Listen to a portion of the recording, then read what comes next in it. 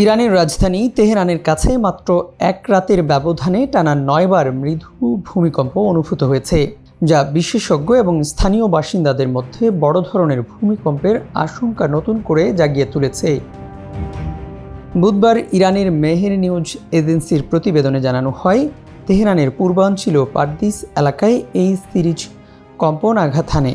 যদিও এসব কম্পনে কোনো হতাহত বা ক্ষয়ক্ষতির খবর পাওয়া যায়নি, তবে ঘন ঘন এই ভূকম্পন রাজধানীর নিচে জমে থাকা ভূত্বকীয় চাপ এবং সক্রিয় ফল্ট লাইনগুলোর সক্রিয়তা নিয়ে গভীর উদ্বেগ সৃষ্টি করেছে।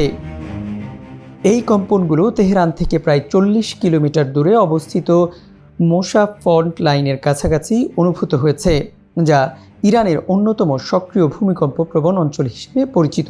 প্রায় ১৫০ কিলোমিটার দীর্ঘ এই ফল্ট লাইনটি রাজধানীর নিরাপত্তার জন্য বড় হুমকি হিসেবে বিবেচিত। রাষ্ট্রীয় গণমাধ্যম জানিয়েছে, আঘাত হানা কম্পনগুলোর মধ্যে একটির মাত্রা ছিল রিক্টার স্কেলে ৪.৬। সাধারণত এই অঞ্চলে মাঝে মধ্যে কম্পন অনুভূত হলেও এক রাতের মধ্যে ধারাবাহিকভাবে এতগুলো ভূকম্পন হওয়া বেশ বিরল ঘটনা। ভূতাত্ত্বিক বিশেষজ্ঞ মেহেদি জারে এই পরিস্থিতি নিয়ে সতর্কবার্তা দিয়েছেন। তিনি জানান, এটি কি জমে থাকা শক্তি নির্গত হয়ে ভবিষ্যতে বড় কোনো ঝুঁকি কমিয়ে দিচ্ছে, নাকি বড় কোনো বিপর্যয়ের আগাম সংকেত দিচ্ছে, তা এখনই নিশ্চিত করে বলা যাচ্ছে না। তবে তিনি সতর্ক করেছেন যে তেহরানের জনঘনত্ব, অপরিকল্পিত নগরায়ন এবং ভঙ্গুর অবকাঠামোর কারণে মাঝারি মাত্রার ভূমিকম্প বিশাল বিপর্যয় ডেকে আনতে পারে। বিশেষ করে সরু রাস্তা ও গিঞ্জি পরিবেশের কারণে জরুরি উদ্ধার কাজ পরিচালনা করা কঠিন হয়ে পড়বে। প্রায় ১,৪০,০০,০০০ মানুষের আবাসস্থল এই তেহরান মহানগরী উত্তর তেহরান, মোসা এবং রে এর মতো একাধিক সক্রিয় ফল্ট লাইনের ওপর বা তার খুব কাছে অবস্থিত।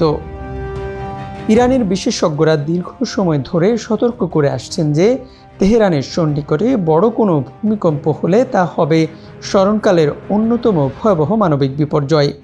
২০০৩ সালে বাম শহরে ভয়াবহ ভূমিকম্পে ৩০,০০০ মানুষের মৃত্যুর ক্ষত এখনও ইরানবাসীর মনে টাটকা।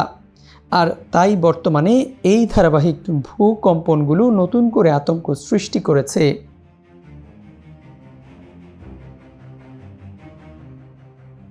ইউএফটি ফার্স্টের সাথে ট্রেড করুন যে কোনো জায়গা থেকে। ক্যাম্পাসে ক্লাসের ফাঁকে, ঢাকার জ্যামে বসে কিংবা ঘরে বসে ট্রেডিং এখন হাতের মুঠোয়। তাই ট্রেড করুন যখন খুশি, যেখানে খুশি।